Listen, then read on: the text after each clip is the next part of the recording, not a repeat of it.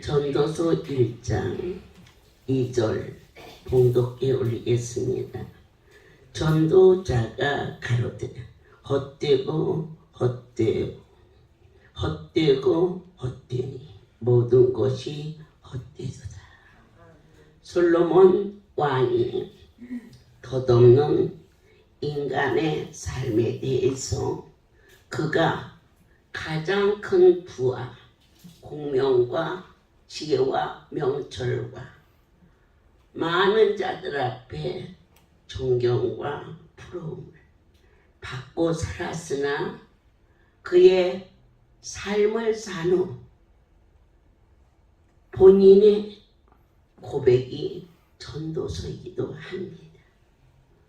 힘들고 어렵고 공고하게 살았던 다윗 왕은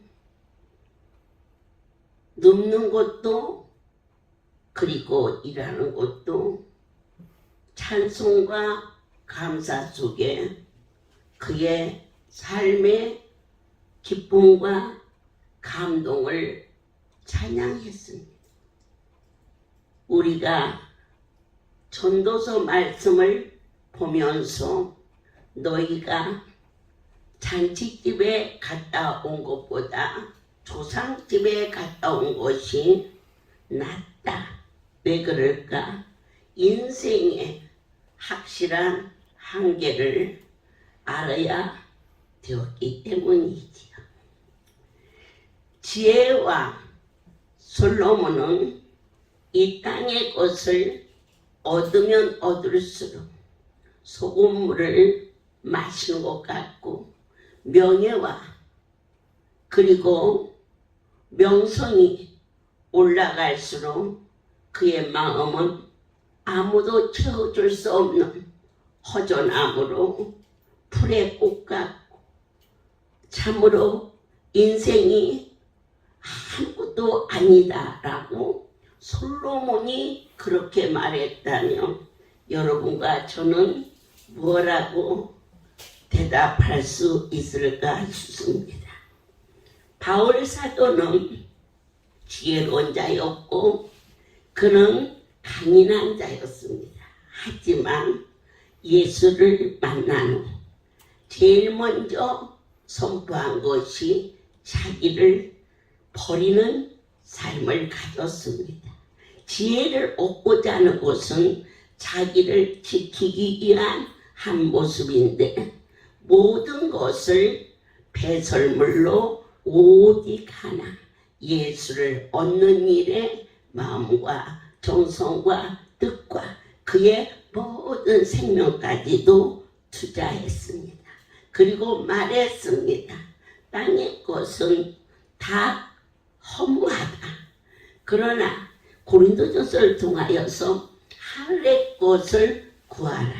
신령과 진정으로 거룩한 분을 바라볼 수 있는 예배가 우리에게 생명줄이 되었으며 생수의 강이 넘쳐나는 것을 친히 선포했고 그리고 많은 자들에게 삶의 스승이 되는 그러한 본이 되는 일을 행했습니다. 우리는 수바 여왕이 솔로몬을 찾아왔습니다. 참으로 소문대로 저렇게 할까 설마 그랬는데 수바 여왕이 와서 내가 들은 것보다 훨씬 더 지혜롭고 그리고 그 나라가 놀랍게 부강하다라고 부러워했고 칭찬한 것이 솔로몬입니다. 함에도 불구하고 그는 전도서에서 전도자로서 하나님과의 관계를 떠나 있는 것은 모든 것이 허무하다고 확실하게 가르쳐 주셨습니다. 지혜란 무엇인가? 가르침을 받아 진정한 길로 가는 것입니다. 잠언의 말씀에 지혜로운 것이 넷이 있습니다. 그런데 사람이 만물의 영장인 아주 이상하지 않습니까? 개미를 칭찬했고 사반을 칭찬했고 메뚜기를 도마뱀을 비유로 말했습니다. 어떠한 자가 가장 지혜로운 자냐? 하늘에 심는 자가. 땅에서는 그 많은 부귀와 공명과 재물이 있어도 아무것도 가져갈 수 없습니다. 한 가지 분명한 것은 반드시 사람은 죽는다는 사실을 조금 더 살고 조금 더 살고 그런데 그렇게 인간의 본능의 애착으로 살고자 얼마나 몸부림칩니까? 죽지만 않으면 무엇이라도 하겠노라 얼굴은 말했습니다. 뱀도 잡아먹었고 그리고 그저 좋다는 것은 다 먹었다고 그럽니다. 그런데 가장 지혜로운 것은 무엇입니까? 말씀을 먹으면 만병통치가 되는데 우리가 지혜가 짧아서 땅의 것만 쫓아다니다가 헛되어 허무하게 다 죽는 것을 각 사람이 알고 있는데 한 500년 살 줄 알고 큰 소리 빵빵 치는데 그렇게 큰 소리 친 사람이 가고 난 자리는 더 허무했고 더 무정했습니다. 하나님께서 우리는 이 시간 저와 여러분이 무상한 인생에 대해서 짚고 살자는 것입니다. 오늘 하루를 어떻게 충성되게 살을까? 오늘 못하면 내일 하고 내일 못하면 모레 하지 그렇지 않습니다. 오늘 할 일은 오늘 하셔야 됩니다. 오늘 감사합니다. 100번 쓰는 것을 내일로 미루시면 어리석듯 하셨습니다. 오늘 성경 말씀 상고하는 것을 내일로 미루지 마세요. 오늘 밥을 먹어야 하는데 나 내일 먹어. 그 사람 이미 어딘가에 고장이 나 있습니다. 아침에 밥을 먹었는데 저녁까지 배가 안 고파. 그 사람은 어디가 고장이 났어도 나타나는 얘기입니다. 오늘 아침에 말씀을 먹었는데 저녁에 말씀이 생각이 안 나 영적으로 어딘가 무뎌진 것입니다. 사랑하는 여러분, 인생이 무상하다는 것을 알았다면 하나님은 영원하다는 것을 알아야 되겠습니다. 세속적인 삶은 아무리 좋은 것을 해도 허무해집니다. 우리나라 재벌들이 이 세상을 떠날 때에 그 자식들이 부모가 얼마나 애쓰고 힘들어서 이것을 했을까. 물론 감사함으로 열심히 경영도 하겠지만 어찌하든지 자기 자신들의 욕구 속에 싸우고 다투는 이야기는 습습한 일들이 우리 삶 속에 얼마나 많이 있습니까? 하늘에 쌓는 자 할 수만 있는 대로 그렇습니다. 그리고 눈에 보이는 기적과 이적을 보고 신앙생활을 했는 자는 흔들립니다. 하지만 반석 위에 집을 짓는 사반을 지혜롭다는 것은 말씀 위에 신앙생활이 견고해지고 바람 부는 날이 있고 폭풍우 몰아치고 눈보라 몰아칠 때마다 하나님이 어디 계셔? 하나님이 어디 계셔? 그러나 폭풍우 비바람이 있었기 때문에 찬란한 태양 아래 평화를 누릴 수 있는 겁니다. 우리에게 오는 고난은 저와 여러분이 유익이라고 약이 쓰기 때문에 약이 주는 것처럼 나의 살아가는 삶 속에 아픔과 고통이 있거든. 나를 은혜 속에 살게 하시는 하나님의 사랑이라고 주님 품으로 안겨야 됩니다. 힘들고 어려움이 있을 때 주여 주여 찾았는데 내 욕구대로 아니 됐을 때 모든 것을 내팽개칩니다. 아무리 힘들고 어려워도 저 자식을 팽개치는 그 남자는 잘못된 사람입니다. 아무리 힘들고 어려워도 자식을 버리는 애미는 아닙니다. 머리에 채소 장사를 해서라도 그 자식을 잘 키우는 그 고난이 그 어머니의 삶과 생명의 아름다움을 만들어내는 것입니다. 힘들고 어려우면 버려버리면 이 땅에 참으로 풀이 내릴 인생이 어디 있습니까? 오늘 우리에게 반석 위에 집을 짓는 사바는 말씀 위에 집을 지었습니다. 땅에다 짓는 집은 비바람 몰아치면 다 무너집니다. 하지만 하나님의 말씀 위에 세워진 집은 폭풍 비바람 몰아칠 때에 더욱 굳세게 견고하게 만인의 부러움을 하나님은 주시마 약속하셨습니다. 우리는 솔로몬의 삶과 다윗의 삶을 비교합니다. 다윗은 목동으로 양을 치는 자였습니다. 그가 왕궁에 들어왔을 때는 어쩌면 처가살이가 될 수도 있었습니다. 그러나 어려움 속에서 사울은 천천히요 다윗은 만만이라는 백성들의 한호수를 듣고 사울왕이 크게 질투합니다. 사위와 아들 여긴 다윗을 죽이려고 자그만치 3,000명을 풀어서 그를 죽이려 했지만 여호와는 나의 목자시라.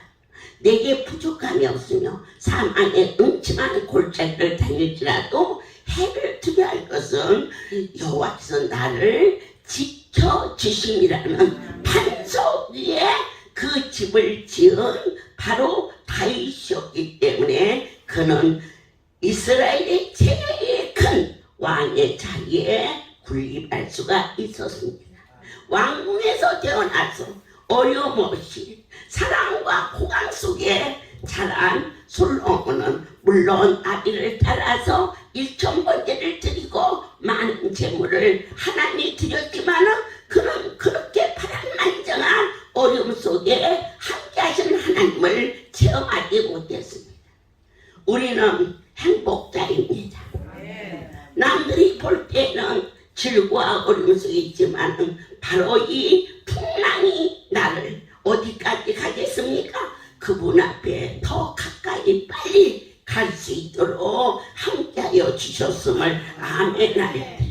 인생이 험한 것이 아니라 하나님과 동행하는 참 소망을 가질 수 있어 내 영혼이 여호와를 찬송하고 찬송하리니 세상 사람들은 날 부러워 아니하여도 나도 역시 세상이 부럽지 않아. 할렐루야 찬송이 우리의 영혼 속에서 충만하니 원장님 뭐가 그렇게 기쁘세요?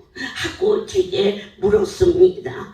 내가 볼 때는 그것저것 힘든 일도 많은데 어쩌면 그렇게 걱정을 안 하세요? 하고 저를 가까이 있는 사람이 옆에서 말했습니다. 나는 사람의 종이 아니야. 하나님의 종이야. 내 아버지가 나를 보고 어떠한 일이 생겨도 두려워하지 말고 놀라지 말고 내가 또 함께하며 너를 도와주겠다고 약속하신 그 크신 하나님을 어찌 이 작은 자가 의심하고 배신하면 되겠느냐. 그리고 왜 이와 같이 걱정을 안 하느냐. 이 큰 살림을 하면서 이게 내 것이 아니기 때문에 걱정을 안 한다. 내 것 같으면 걱정 안 하겠느냐. 우리는 모든 것이 내 것이라고 하기 때문에 그러나 나를 놔두게 해주신 나의 주인에게 전폭을 맡길 때에 허무한 삶이 진리 안에 자유함을 누리게 하시고 소망의 삶이 하늘의 상급을 갖게 하시며 우리가 때를 지어 날아가는 메뚜기 떼가 임금이 없어 어느 곳이든지 대장이 되려 하면은 힘들어. 그런데 우리 대장이 계셔. 나의 하나님이 대장이시오. 그래서 제가 여러분들 위해 군림하지 않게 하시고 더불어 자식으로 애미로 감사함으로 사랑하며 좋은 곳이 있으면 입에 있는 것도 꺼내서 먹이고 싶어지는 그 마음은 가장 복 있는 자다라고 가르쳐 주셨습니다. 우리가 말씀이다. 그럴 적에 사람은 머리를 씁니다.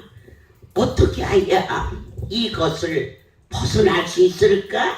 그런데 상전하지 하나님 같은 모사가 없으시면 그분처럼 놀라우신 지혜자가 없습니다.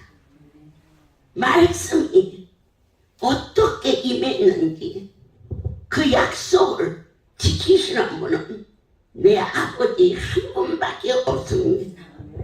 삶이 살다가 넘어지고 자빠집니다. 제가 강주를 해서 서울로 오는데 어쩌다가 차에서 잠이 들어서 하니까 차가 휘청 그래. 그래서는 차가 살살 가거라 그랬어. 그런데 좀 있으면 또 휘청해. 그래서 보니까 차 한 대가 휙 하고 우리 차 앞에 서니까는 또 내 차가 또 휙 하고 앞을 타는 거야. 천천히 가라, 미리 보내라 그랬더니 내가 봐도 성질나게 생겼어. 무슨 옷감시나 있는가? 아무 관계 없는 그 차가 우리 차를 씩 가. 그러니까는 차를 먼저 보내고 천천히 가라. 내 뒤에서 그랬어. 그랬더니 그 차가 또 천천히 가네. 우리를 견인해 가는 것처럼. 그러니까는 얘가 싹 앞에 가대. 그러고 있었더니 또 그 차가 샥 하고 또 앞에 오대. 그런 일이 몇 번 반복되는데 갑자기 제가 막 배가 아파가지고 어떻게 할 수가 없어. 그래서 야 차를 좀 저리 세워라야. 나야 창피하지만야 휴게소까지 못 가겠다. 그거 진짜 그냥 자연적으로 일어나는 현상 같았어요. 그런데 우리 믿는 자는 우연이 없다는 것을 언제나 마음에 두십시오. 지나가다가 돌에 걸려서 넘어졌어. 그랬어. 그러면 아유 이 돌 때문에 그래. 그러나 지혜로운 자는 넘어지게 하신 창조주를 바라보며 그 일마저도 하나님의 뜻이 있어서 넘어졌다. 어저께 우리 성전 앞에 이런 돌을 놨어요. 거기에 차들이 많이 있기 때문에 차를 세우지 않게 하려고 돌들을 놨는데 저희 성도가 그것을 모르고 넘어가가지고 앞비가 했어요. 그럼 어떻게 해요? 우리가 뭐라고 대답을 해요? 이 돌 때문에 그래. 그러나 우리는 그렇게 말하지 않아요. 저 돌을 통해서 하나님이 차가 망가졌어. 그러네. 차가 망가진 것 때문에 불평하고 엄마는 게 아니라 나를 오늘 이 차를 하지 말라고 막아주신다라고 절대자를 경외하고 신뢰하는 것이 지혜 중에 최고의 지혜예요. 그러면서 강원도 가려고 그랬는데 어머니 저희 못 가겠네요. 그러냐? 그럼 집에 갔다가 차 고치고 오너라. 그리고는 내가 거길 가봤더니 와 있어. 그래서 야 너 차 그랬더니 아유 소리 차 그 타고 왔어요. 야 참 지혜롭다 그지? 그렇게 차가 망가졌어도 하나님의 전에 오는 게 얼마나 복 있는지 너 참 복 있다. 그리고는 이제 말했거든요. 그때 한쪽으로 차를 이렇게 치고 문을 열라고 하는 순간까지 오면 1분, 2분밖에 안 돼요. 그 차이가. 그래서 차를 이렇게 대고 차를 이렇게 막 불빛이 비치는데 거기 내려서 실례하려면 좀 창피하잖아. 어지간하면 참아야지. 얼마나 아파야 길 옆에다 대라고 그랬어. 그리고는 한다세가 넌 여기서 나와서 지켜 그랬지. 이 실례하려고. 그러는데 문을 딱 여는데 안 아파. 얘야 나 안 한다. 그냥 가자. 그래서 차를 이렇게 돌리라고 하는데 그 쫓아오던 차가 슉 하고 내가 그때 큰 진리를 깨달았어요. 어떠한 내 삶에 방해가 와도 그것은 나에게 더 큰 것을 막아주기 위한 하나님의 섭니다라는 그분의 거룩한 뜻을 깨닫기 시작했어요. 그 차가 여러분 보세요. 제가 영화에서 그렇게 실질적으로 일어나는 일을 목격을 못했어요. 화면을 보고 해도 슉 하고 넘어가고 제가 이제 차례로 가는데 상대방에서 오는 차가 중앙선을 넘어서 정면 충돌해갖고 현장에서 다 죽었어요. 바로 제 코앞에서. 그때 제가 경배를 받으시옵소서 이러면서 두 손을 번쩍 들고 얘야 하나님이 우리를 살렸다. 지금 그 순간에 그 자리에 안 섰으면 바로 부딪히는 찰나가 우리인데 내 하나님이 고난이 우리 유익이 돼서 여러분들에게 있는 어려움만 생각하지 말고 그 어려움 때문에 내가 주의 율례를 배우게 되었습니다라고 고백하며 찬양할 수 있는 은혜를 받은 자요 너에게 충만한 진리의 영이 넘치기를 예수 이름으로 축복하노라. 대구에 큰 사건이 있었지요 여러분. 지하철이 화재 사건을 기억하십니까? 그때 그 기관차를 운전했던 분이 저희 할렐루야 영주에 기도하는 권사님의 아들이었어요. 그분은 자식을 위해서 시간을 정해놓고 기도하는 분입니다. 자식을 어떻게 해야 잘 키우느냐, 그 자식의 이름을 불러가며 시간을 정해놓고 기도하면 그 자식이 아브라함 링컨. 그 어머니가 국민학교도 그 자식을 못 보냈지만은 때묻은 성경책 한 권과 그 아들을 위해서 기도했더니 세계 제일 가는 대통령이 되었고 많은 사람 앞에 참으로 존경을 받는 대통령이 될 수 있었던 것은 기도를 했다는 것입니다. 그게 지혜입니다. 어떻게 하면 땅을 더 넘겨주고 어떻게 하면 우리 아들에게 사업체를 더 좀 잘해서 먹고 살게 할까 하면서 이 땅에 나이가 들면은 노후대책도 물론 지혜로운 일이고, 그리고 이것을 그냥 주면 상속세가 너무 많이 나오니까 미리미리 정리를 해서 이렇게 저렇게 이렇게 세금이 안 나가게 하는 것도 지혜인데, 그보다 더 큰 지혜는 시간을 정해놓고 그 자식의 이름을 불러가며 하나님께 간절히 기도하는 자가 가장 귀하다.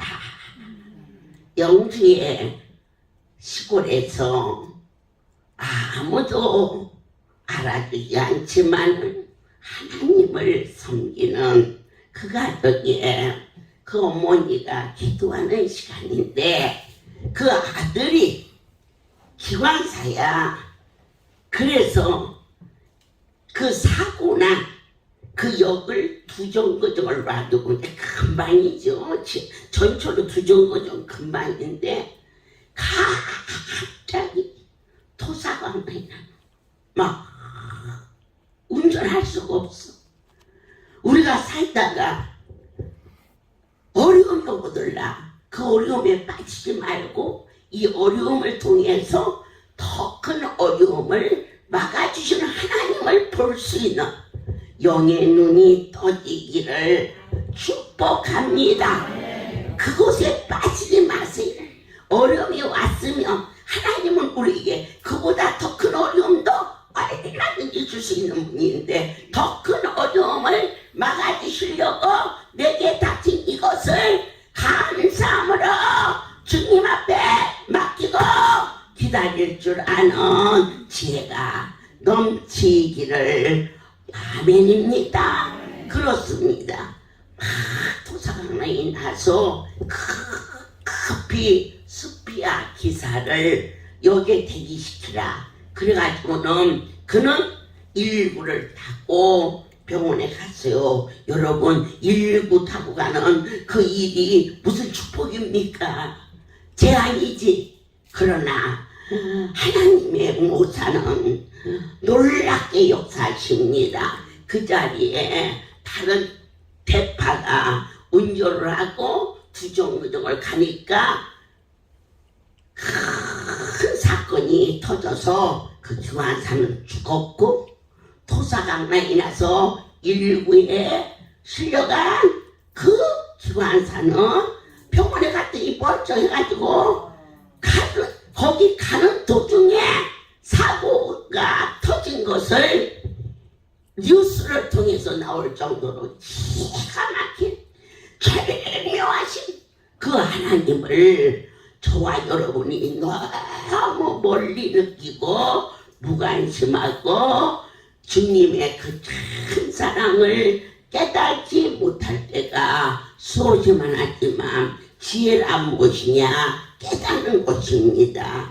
솔로몬이 그 큰 땅에 부족함이 없이 살았지만 그의 삶은 헛되었도다. 이렇게 자기 삶을 고백했어요. 저는 하나님의 나라에 갈 때 기쁘다.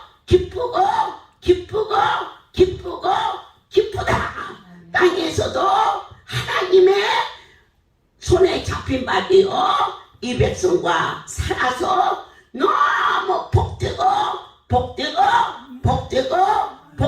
복되는데 주가 나를 부르시니 여호와의 손에 올라가는 일이 더 큰 복이다라고 반드시 그 찬양을 드리면서 천국을 갈 수 있도록 내 마음에 확신 주신 하나님을 경배와 찬송과 존귀와 영광을 돌립니다. 사랑하는 자여, 순간을 소리하지 마십시오. 낙수물 하나가 떨어져서 돌물이 되고 돌물이 모아져서 시냇물이 됩니다. 시냇물이 모아져 강물이 되고 강물이 모아져서 바다가 됩니다. 저는 요즘에 큰 걸 깨달았습니다. 쉬지 않고 28개의 말씀을 며칠씩 암송했는데 어느 날 쉬었더니 잃어버렸어. 그래서 다시 찾으면서는 그렇구나. 아무리 많이 먹어도 계속해서 먹지 않으면 다 없어지는구나. 하루에 한 가지씩이라도 내 쉬지 않고 먹으리라. 전에는 성경을 기록하다가 졸려도 그걸 끝까지 했는데 아니야. 밥을 먹다가 밥이 먹기 싫으면 그거 마지막까지 먹는 것은 어리석은 거야. 먹기 싫으면 그만 먹어. 응? 이게 지혜입니다. 옛날에는 밥 하나라도 남기면 큰일 났지만 지금은 그렇게 안 가르칩니다. 여러분들께서 그러듯이 그러나 쉬지 않고 아침, 점심, 저녁을 먹으면 건강해지는 것처럼 저는 막 성경을 적어도 8시간을 잠을 안 자고 종래 이비령 고민 그리고 암송을 해도 날이 새는지 모르게 했어. 그렇게 열심히 했는데 지금 보니까 다 잊어버렸어. 그렇구나.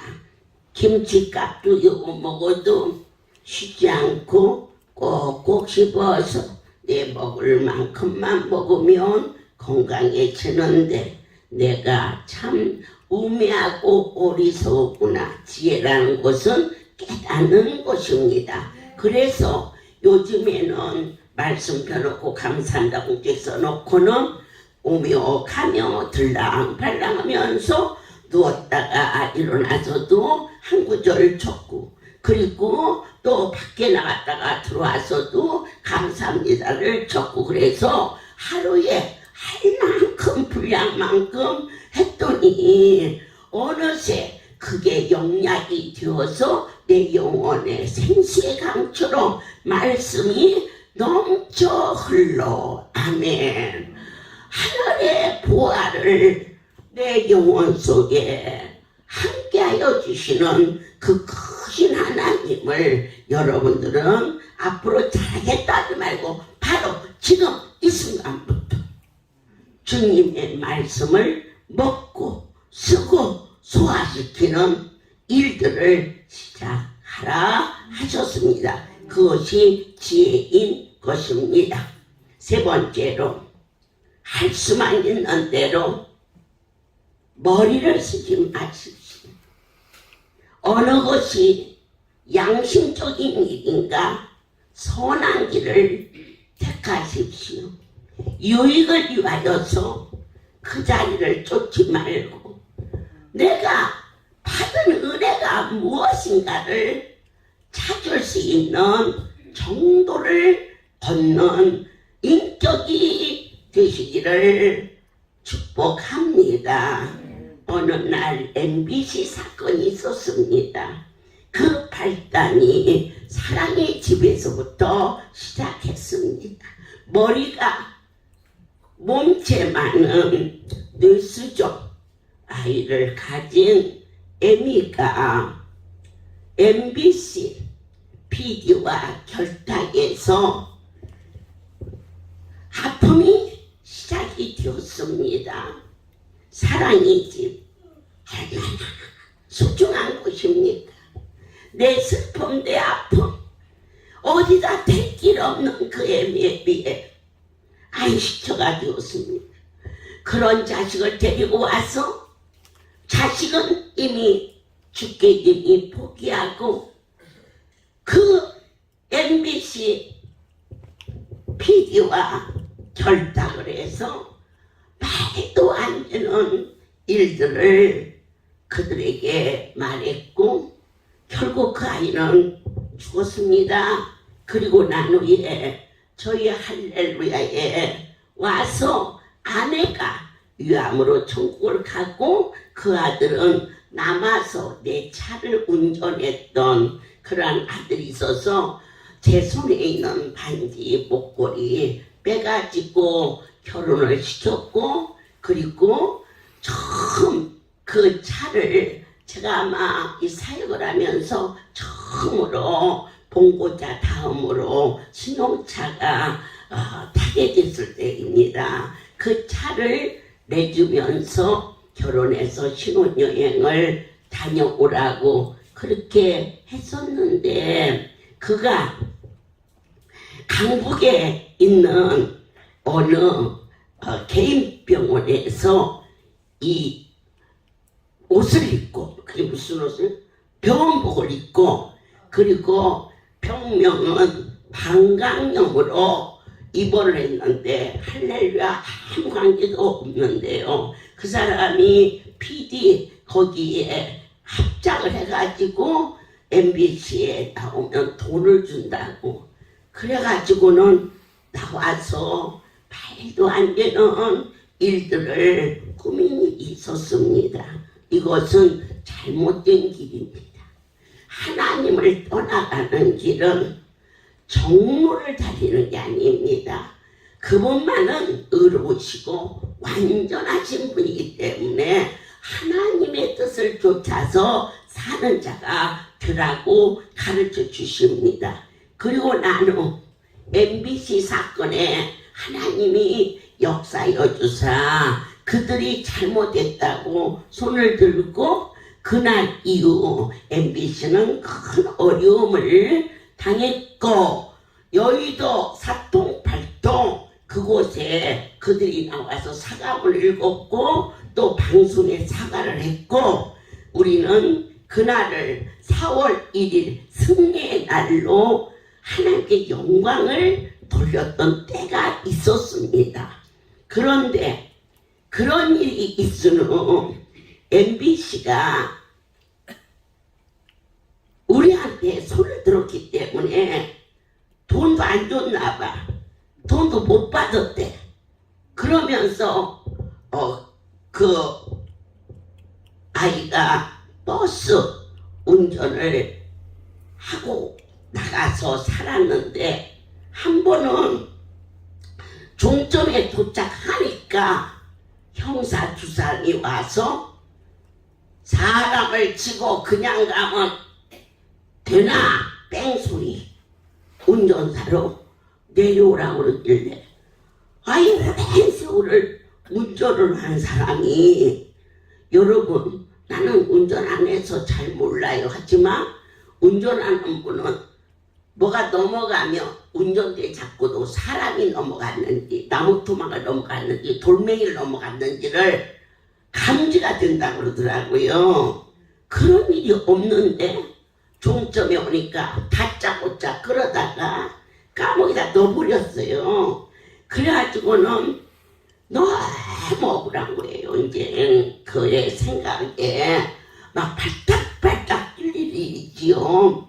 그랬는데 하나님께서 이제 저쪽으로 넘어가야 돼.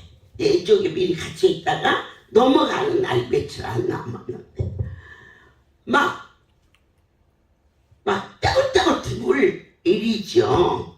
그런데 하나님께서 네가 내 종의 마음을 왜 그렇게 아프게 했느냐. 내가 혹시 잘못한 일 거들라 그 판단은 하나님이 하게 하고 여러분은 나 때문에 다치지 마십시오. 그리고 우리가 이렇게 만나서 살면서 애미라고 부르고 새끼라고 부르고 입에 있는 거라도 꺼내서 먹였으면 그정 하나 가지고라도 엎어져서 내가 정도를 가는 종이 되게 달라고 기도할지언정 침뱉고 욕하고 유익을 위하여서 할렐루야를 함부로 판단하는 어리석은 정말 허무한 짓은 결코 해서는 안 된다는 것을 전도자의 말을 전하는 게 아니라 전능자의 말씀을 전하고 있습니다. 그래가지고는 자기 부인을 불렀어. 가서 내가 여기 갇힌 곳은 하나님이 벌 주는 거야. 그러니까 잘못했다고 당신이 가서 좀 해. 그러니까 너무 무섭고 떨리니까 우리 송울이 들어와서 사흘을 금식하고 내가 미디안 성전에 있는데 그 애가 왔어. 그러면서 용서해 주세요 그러대. 그래가지고는 뭔 용서를 하라고 그러냐? 너 텔레비에 나왔더라? 그랬죠. 저희는요 그게 아니고 방광염으로 아파서 할렐루야 그 이론은 아무 관계 없는데 그들이 막 그렇게 하면서 그랬어요. 뭐 변명하더라고요. 그러면서 용서하고 말 게 뭐 있니? 네가 왔으면 됐지. 그런데 그 시간 무혐의로 까무리도 나왔어요. 그래서 걔가 송울이 와가지고 잘못했다고 하고 그 다음에 SBS 사건이 있었을 때에 그 앞에 나와서 MBC에서 이와 같이 할렐루야를 모욕하고 거짓 증언할 때 나한테 돈 준다고 우리 아내가 방광염인데 할렐루야가 아무 관계도 없는 아내가 아파서 병원에 있는데 PD들이 와가지고 막 사진을 찍고 그래가지고 그런 거다 양심선언을 했어요. SBS 앞에서. 어떤 것이 가장 지혜로운 자냐? 정도를 가는 것. 정도를 가되 진리 안에서 하나님을 떠나지 아니하는 자가 복이 있다고 했어요. 이 모습 저 모습으로 사랑의 집에서 천사의 집에서 힘들고 어려운 일을 하는데 사랑하는 한 딸이 언제나 정직한 마음으로 거짓되지 않고 어디에 지치지 않고 어느 때든지 하나님을 바라보고 충성된 삶을 사는 한 딸을 이 자리에 보내주신 하나님 영광을 받아 주시옵소서. 아멘. 박수 부탁해요. 할렐루야. 모든 영광 하나님께 드립니다. 저는 할렐루야 아버지 집에 와서 은혜를 많이 받고 사랑도 많이 받았습니다. 저는 할렐루야 오지 않았으면 벌써 죽었을 것입니다. 근데 할렐루야 와서 그때 소식을 듣고 할렐루야 왔는데 제가 온 날짜는 99년도에 능력의 생수가 그때 나왔습니다. 그때 저는 그 당시에 일반 교회를 다녔습니다. 일반 교회 다닐 적에도 저는 교회를 왔다 갔다 세상길로 다니던 사람이었습니다. 그런데 어느 날 갑자기 제가 다니는 교회에서 건축 헌금을 하게 되었습니다. 근데 그 교회에서 이제 건축 헌금을 하다 보니까 이제 보증금도 쓰고 같이 그렇게 하였습니다. 그러던 중에 어느 날 갑자기 막 저한테 저희 가정에 막 물질로 막 정신이 없었습니다. 그런 환란이 왔어요. 그러던 중에 이제 남편은 이제 술을 좀 좋아했습니다. 그래서 제가 막 너무 막 힘들었고 막 어떻게 할 줄 모르고 직장에 가서도 직장에서 제가 월급을 많이 타는데 그 돈이 다 바깥으로 다 나가는 거예요. 그래서 많이 힘들었고 그러던 차에 시장에 갔는데 할렐루야 비도를 트럭에다가 비도를 놓고 할렐루야 원장님 사역하라고 제가 봤습니다. 그때 암으로 무슨 많은 아픈 자를 많이 고치시고 그런 거 제가 봤어요. 그 보는 순간 제가 마음이 참 기뻤어요. 그러던 차에 제가 힘든 가운데 우리 일반 교회에서 미용실 하는 친구가 있었는데 할렐루야 가면은 저보고 산대요. 제가 마음이 되게 힘들었거든요, 사실은. 그래서 그 친구 남편도 할렐루야에서 진동에서 간암으로 고침받은 집사님이에요. 그래서 저를 데리고 그분이 그 친구가 할렐루야 진동을 데리고 왔습니다. 그래서 진동에 갔는데 들어가는 순간에 사람도 많았고 그때는 원장님께서 막 춤도 추시고 그랬어요. 저는 그런 거 처음 봤습니다.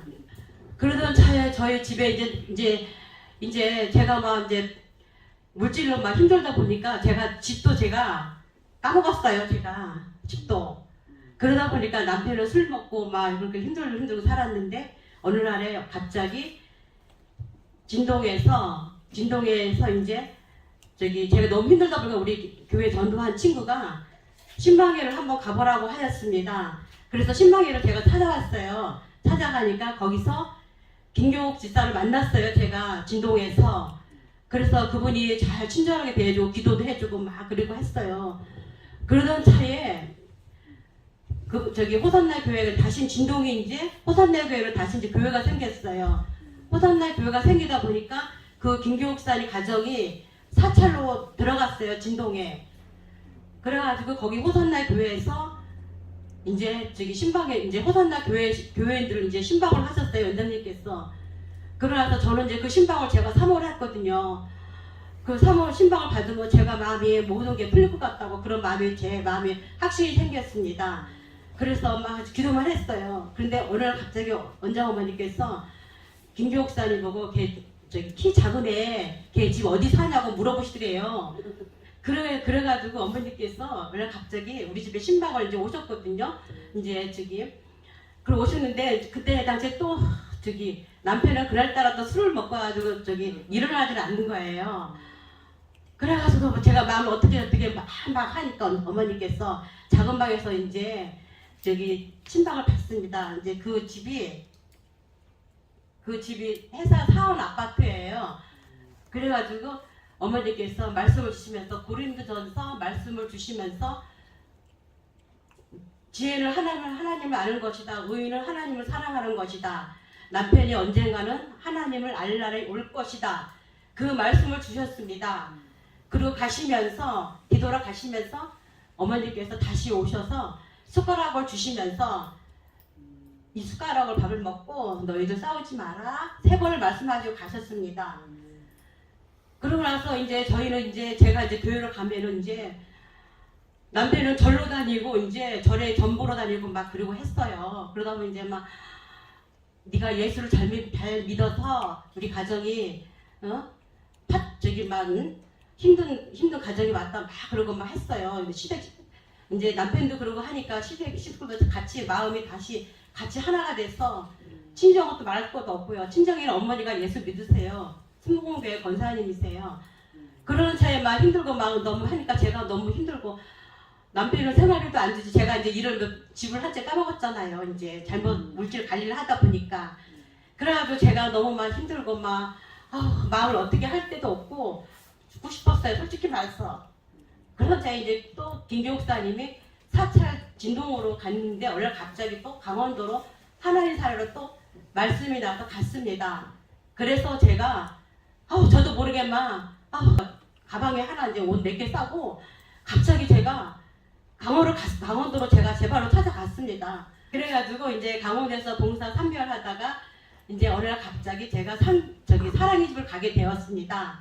사랑이 집에서 아이들 보는 게 쉬운 게 아니었습니다. 그런데 너무 힘들어서 제가 바깥을 한번 제가 나가봤어요. 너무 힘들었어. 그런데 바깥을 나가는 동시에 버스 번호가 하나도 안 보이는 거예요.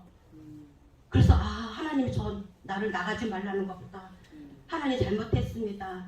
하나님 주신 아이들 사랑으로 돌보고 기도하면서 그래가지고 금식하면서 그 아이들을 양육하고 그렇게 아버지 사명 감당했어요. 그러던 중에 어느 날 갑자기 제가 2003년도에 급성 임파암이 왔었어요. 그래가지고 갑자기 제가 그때 당시에 2003년도에 부산에서 사랑의 집과 광주의 사랑의 집과 같이 포천으로 합했어요. 그래서 제가 짐을 너무 많이 여기저기 막 해서 겨드랑이가 아픈가 보다 그렇게 저를 판단을 했습니다. 근데 겨드랑이에 겨드랑이가 콩알, 처음에는 콩알만 하는 것이 다 나중에 점점 커지는 거예요, 그게. 그러면서 막 몸살기가 나면서 막 온몸이 어떻게 막 아픈 거예요. 그래서 연빈관에 가서 제가 이제 상담을 드렸어요. 말씀을. 그러니까 어머니께서 얼굴을 만져주시면서 괜찮아 괜찮아 하시는 거예요. 저는 그때 되게 많이 아팠거든요. 그래가지고 이제 목요일만 제가 기다렸어요. 근데 목요일날 이제 어머니께 예물 드리고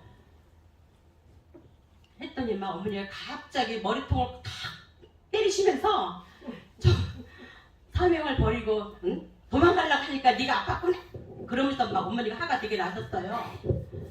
그래서 막 그래가지고 그때 급성 임파암이라고 어머니가 그러셨어요. 그래 이 암이 어떻게 아픈지요. 이가 다 빠지고 머리도 막 다 불이 들어오고 막 얼굴은 새카맣게 성령의 불을 하나님께 주셔가지고 진짜 그래도 그렇게 아픈데도 어머니께서 집으로 태어나라 가라 소리도 안 하시고 하나님 성전에서 하나님 주신 아이 잘 돌보라 말씀을 하셨어요. 그래서 그때 아멘하고 그 주신 하나님 주신 아이 오직 사랑으로 금식하면서 그 아이를 돌봤습니다. 그래서 갑자기 제가 이제 일하다가 말다 여의도 천사의 집을 제가 가게 되었습니다. 여의도 천사의 집에서 제가 신방을 받았을 적에 어머니께서 하시는 말씀이 한나야 너 여의도 천사의 집에 네가 온 게 아니다. 너 하나님이 오게 하신 거다. 그러시는 거예요. 그래서 내가 말씀을 아멘했습니다. 아이 걱정을 하지 말고 아이는 하나님이 다 키워주신다. 그래서 아멘 했습니다. 그러고 나서 또 얼마 있다가 또 한참 여의도에서 한참 신나게 일을 했습니다. 2020 작년도에요. 제가 7월 달에 갑자기 삼형제 연수에 통곡 영빈관에 연수 갔다 오고 나서 그날 아침에 일어났는데 다리가 갑자기 걷지도 못하겠고 아파서 걷지를 못하겠는 거예요. 그래가지고 제가 막 하나님 다리가 왜 아파요? 다리가 아파요. 제가 뭐 잘못한 게 있어요? 아버지 저 말 잘 들을게요. 제발 아프지 않게 해주세요. 하나님 도와주세요. 막 그러고 했어요. 그래서 누가 한약방에 침 맞으면 괜찮다고 하는 거예요. 그래서 제가 또 거기 솔깃해 가지고 한번 제가 가봤거든요. 근데 허탕이었어요. 그래가지고 저기 송구리에 저기 정형외과를 가봤는데 거기서 사진을 찍어보니까 허리 협착증이라고 나왔어요. 근데 그 의사가 하는 말이 디스크는 수술하기도 참 좋은데 협착증은 수술 잘못하다면 난전되게 된대요. 그 말을 듣는 순간 제가 막 눈앞이 캄캄하더라고요. 그래가지고 제가 이제 그날 수요일에 했거든요. 이제 어머니 오시기만 제가 기다렸습니다. 그래서 어머니 제가 제가 다리가 많이 아픈데 병원에 가니까 협착증이래요. 그래서 상담을 드렸어요. 그러고 하니까 어머니께서 기도하시면서 하나님을 더 알게 하려고 하셨다. 연단을 하셨다. 그러시면서 충성된 종이다. 안수받으면 낫는다. 3번을 막 하시더라고요. 그래서 이제 그랬는데요. 이 다리가 얼마나 칼로 도르는 것처럼 막 그렇게 아픈 거예요. 협착증이. 그렇게 제가 이제 협착증이다 보니까 막 허리를 막 구부리고 다녔어요. 막 아프니까. 그리고 사람들이 막 그러는 거예요. 막 왜 젊은 여자가 왜 허리를 구부리고 다녀? 할머니냐고. 그래서 그 속도 모르고요. 그래서 그게 아니고 저 많이 아파요. 기도 좀 해주세요. 저 많이 아파요. 근데 안 아픈 사람은 잘 몰라요. 아픈 사람이라 그거 마음을 알지. 그래가지고 막 그러고 한참 막 어머니 때 가면은 어머니가 물어보시면 처음에는 이제 어머니 아파요. 막 질짜고 그랬거든요. 막 호통을 치시는 거야. 더 야단을 치시면서 막. 그래서 그때부터는 제가 이제 아파도 감사합니다를 하고 막 말씀 안 드렸어요, 이제. 그래가지고 이제 어느 날 갑자기 영빈관에 갔는데 어머니께서 영빈관에 가니까 첫사랑 한수를 하시는 거예요. 첫사랑 한수, 나 첫사랑 한수 받으면은 나 다리가 낫겠다. 그 마음이 제 마음에 딱 맞았어요. 그 첫사랑 한수를 하는데 피가 완전히 새카만 거예요. 그 첫사랑 한수 받다 보니까 어느 날 갑자기 어머니께서 다리가 많이 좋아졌네? 그러고 하셨어요. 그때부터 다리가 다 나았습니다. 무슨 점 하셨습니다. 그리고 저는 할렐루야 오기 전에 이장이 많이 안 좋았습니다. 그래가지고 이장이 안 좋아서 껌으로 직장에 나가면은 사람들한테 피해줄까 봐서 껌을 많이 씹고 그랬는데 할렐루야 와서 어느 날 갑자기 사랑의 집에 아이들 보면서 이장병도 깨끗이 났습니다. 저는 여러 가지 증명을 알았었는데 하나님께서 진짜 고칠 수 없는 진짜 죽을 수밖에 없. 그때 어머니께서 그리고 저보고 강주에서 1000번 웃으라고 말씀이 그때 나왔어요. 강주 저기 그때 그래가지고 한 번 웃으면 동그라미 치고 이렇게 1000번을 그때 제가 그때 아팠을 당시였거든요. 안수를 받으러 갔는데 어머니께서 저를 물끄러미 바라보시는 거예요. 그러시면서 한나야 너는 벌써 이미 땅속에 들어갔다? 그러시는 거예요. 그래서 제가 어머니 맞아요. 제가 너무 많이 할렐루야도 많이 받은 사람도 많고 많이 이렇게 많이 하나님께서 고쳐주셨습니다. 그리고 천사의 집에서 사명 주셔서 너무 감사드리고 하나님 주신 어머니들 잘 사랑을 돌보고 죽도록 충성하겠습니다. 모든 영광 하나님께 돌립니다. 인간은 일생을 살아나가면서 수고로운 인생이에요. 잘 사는 집에서 태어난 거나 가난한 집에 태어나서도 아침, 점심, 저녁 먹는 것 같고 결혼해서 자식을 키우는 그런 삶이 다 수고롭다고 그랬어요. 그런데 이 솔로몬이 미지의 세계를 보면서 행복했고 명예롭고 그러한 것들은 인간의 이 욕구를 채워줄 수 없는 것을 고백하는 장면이에요.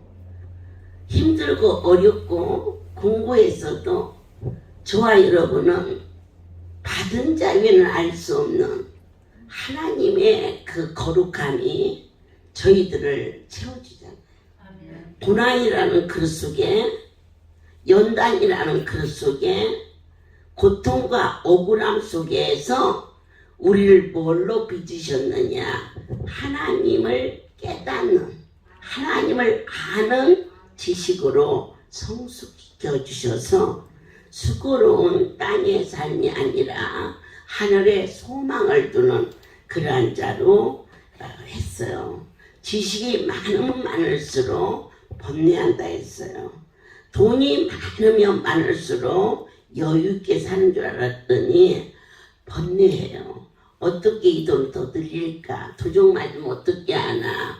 그러면서 번뇌해요. 어느 날 불이 막 났어요. 나니까 깡통을 들은 거지 부자가 그 옆을 지나가면서 너는 애비 잘 만난 줄 알아 그러더랍니다. 거지 아버지가.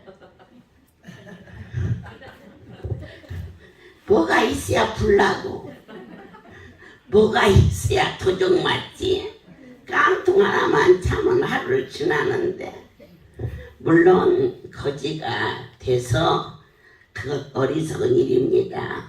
하나님이 만물을 다스리고 권하리고 그리고 번성하라 해서 주신 모든 축복을 가지고 나를 놔두게 하신 그 하나님을 사랑하며 인색하지 않게 사는 법을 뭘로 배웠느냐? 고난으로 배웠습니다.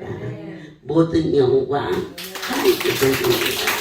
세계의 가장 큰 거부라고 말하는 록펠러가 50대에 희귀한 병을 가졌습니다.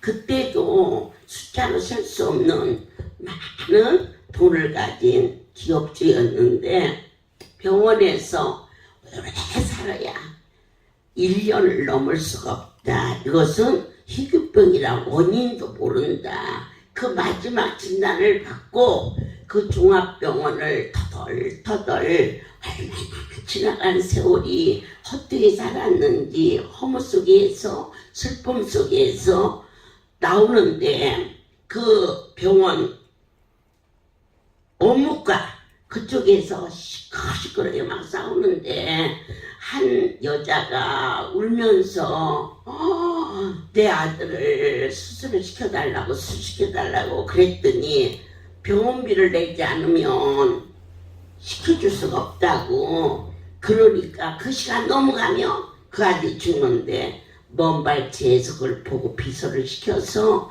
저게 무슨 일인가 했더니 그 사정을 얘기했습니다. 그러자 록펠러가 그에게 아픔 당하기 전에는 남의 아픔이 보이지도 않았습니다. 나와 상관이 없는 줄 알았습니다. 그러나 죽음을 앞에 두고 그게 몸부림치는 그 모습을 보면서 아무도 모르게 조용히 비서를 시켜서 그 병원비를 내줬습니다. 그런데 어느 날 그 아이가 살아서 다니는 모습을 보면서 1년 동안, 지금 내 생명 남은 1년 동안 모든 곳에 그 아주 어려운 자들을 찾기 시작했습니다. 그래가지고는 내게 있는 거 이 선한 일로 쓰리라면서 잠도 안 자고 막 전국을 다니면서 어렵고 힘든 곳들을 그저 이름 없이 빛도 없이 베풀었는데 어느새 그 병이 없어져가지고 그가 90살이 되도록 건강하게 세계적인 그러한 재벌이 되었다는 거 여러분 간증을 통해서 들으셨죠?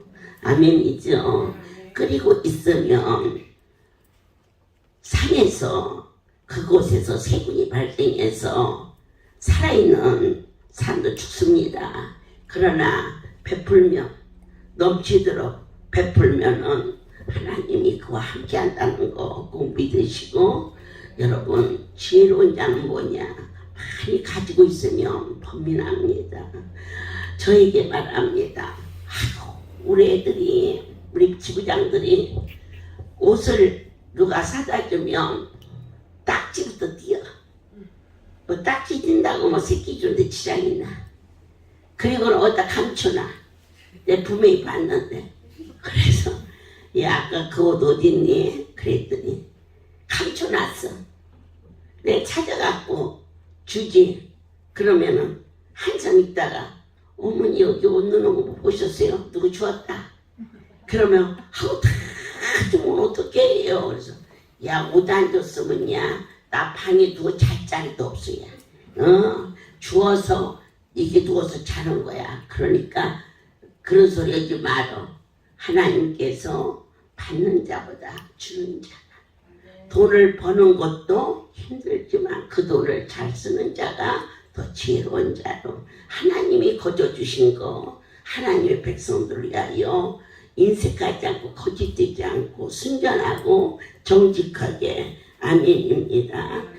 이 백성을 허락해 주신 하나님께 유익하고 유용하고 우리를 윤택해 허락하신 하나님께 모든 영광 어떻게 하면 돈을 모을까가 지혜가 아니라 어떻게 하면 귀를 기울여 주께서 말씀하시오면 말씀대로 순종하는 나의 남은 삶이 되어서 유용하고 유익하게 하나님을 영화롭게 할 수 있는 할렐루야로 변신해버리는 이러한 삶을 주신 아버지께 모든 영광을 돌립니다.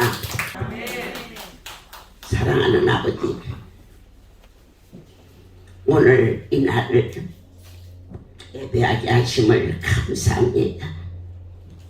새벽 미명에 부활의 집을 돌아볼 수 있게 하신 주님,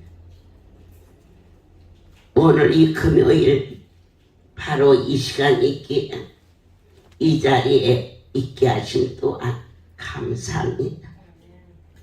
아버지께서 부족함이 없도록 가장 복된 자는 복의 근원 되시는 하나님을 아버지라고 섬기며 주님의 뜻 가운데 주의 형상을 담기를 갈망하게 도와주옵소서.